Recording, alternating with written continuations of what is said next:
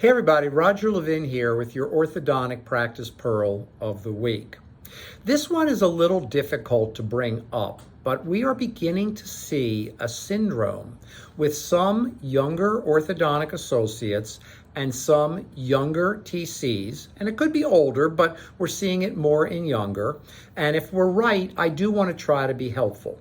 And what is the syndrome we're seeing? It's not an introverted personality, it's that they don't understand the best way to relate to or communicate with other people. Now, I want to be clear. I'm here to help. This is not about criticism. I don't criticize people and I don't judge people. I really want to help. So if you are finding that you have an associate or you are an associate or you have a TC or you are a TC and you want to improve your interpersonal skills and your ability to communicate well with other people, I'm going to give you 3 suggestions. Number 1, start with questions. When you first talk to people, an associate takes a referring doctor to lunch, a TC meets a parent who's 20 years older than she is, perhaps, or same age. Start with questions. Develop a list of key pet questions to work from.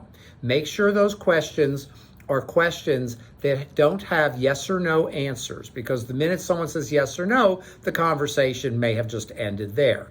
And make sure they're not just greeting questions like how are you or what's new. Those go nowhere. Those are greetings, not questions anymore. But questions like, so tell me a little bit about yourself and your child. I know that sounds like a statement, no question mark at the end, but it's really a question. Or what interests you about orthodontics, or what brought you to our practice? Now, eventually you're going to ask, how did you hear about us? But that's a question with a limited answer. Joe Smith, done. Conversation over. We want to use questions to build the conversation. That's number 1. Number 2, when a person starts talking, use the phrase, tell me more, or tell me more about that.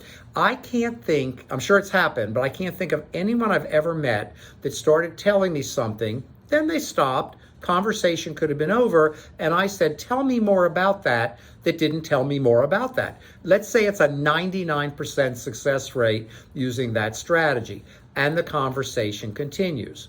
And number 3, look for things you have in common. Orthodontists talking to referring doctors, we all have dentistry in common. We have patients in common. We have headaches in common and challenges in common with our practices. You can always complain about dental insurance if you like. With parents, you live in similar communities. They're coming from some reasonable geographical distance. Their kid may go to a school that you have 300 patients or 200 patients from that school or that school district. Or if they have kids at certain ages, they like certain video games, they like certain TikTok, whatever it may be. And you need to be tuned in enough to have those conversations. So these are 3 suggestions to help you communicate better and be more comfortable. I think a lot of people today are not as comfortable communicating because we have other options. We have email, we have texting, we have digital world. So bottom line is you've got to get good at communicating. It's always an essential skill. I hope these ideas are helpful. As always, I wish you increased referrals and production every year, and I'll see you next week.